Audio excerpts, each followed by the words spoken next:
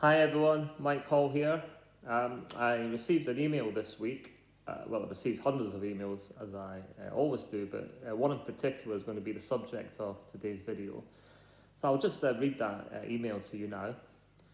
So it read, Hi Mike, whilst not a collector, I very much enjoy reading your weekly emails about stamps. So much so, I think the time has now come to start collecting. Can you give me some advice on how to best proceed?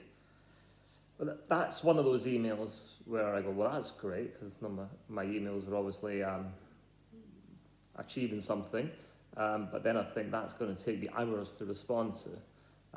But I did compose a response, and I tried to keep it as brief as possible, and I covered in that email your options and ideas for how you can collect stamps.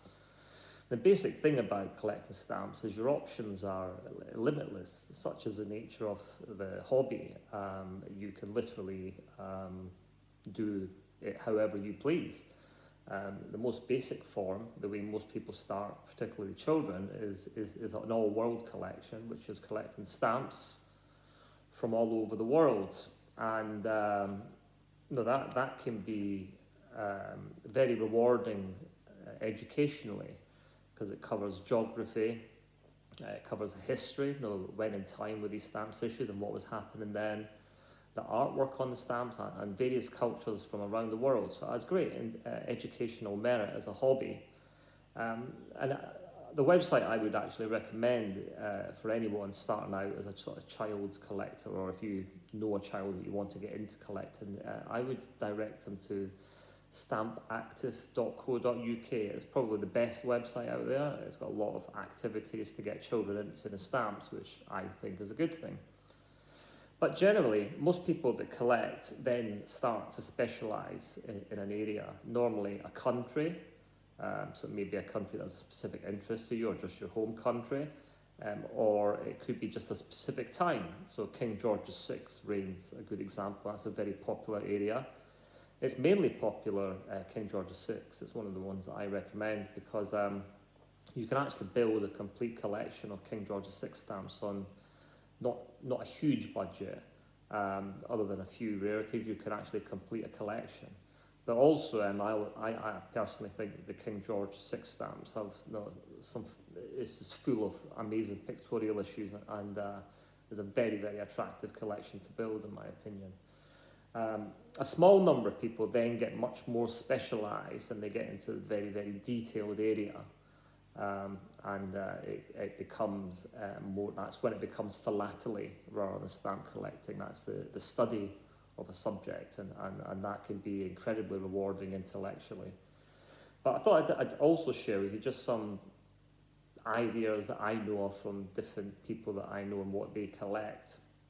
One of the most common ones is thematics, and you can pick the theme, so it could be something that you're particularly interested in. The most common one is birds on stamps. There's also ships, trains, and countless others. The two strangest I've heard is fungi on stamps, and believe it or not, there's an entire stamp catalogue devoted to collecting mushrooms on stamps, which I can't say I quite understand the interest, but each to their own. Another quite a peculiar one's chess on stamps. I've heard someone that collected chess on stamps. So a theme can be a very rewarding area to collect, and it is one that you can do on a modest budget. The other options are, what would I suggest? Well, one I've known is stamps with initials on. So a lot of stamps have check letters, and I know a few people that collect just stamps with their initials on, which is fairly interesting. Another idea I've heard that is quite interesting is a year of birth. So it could be your own year of birth, it could be a child or a grandchild's year of birth, and collecting in an album every stamp from that year, and then presenting that album as this is every stamp issued in the year you were born is quite an interesting gift idea, and a family heirloom. Another idea can be focusing on postal history, and that can include things such as disaster mails are a common area. with the most famous one being obviously the Titanic, but a lot of mail went down in shipwrecks and from planes crashing and was recovered, and that could be a really interesting area to collect. Or you can do something closer to home in postal history, and for example just collect covers sent from your local post office, assuming it's been around for quite a long time and has an interest in postal history. But as I say, the options are wide and varied, and what I would always recommend is that you pick an area in something that you have a personal interest in, that you believe that you can devote your energies to.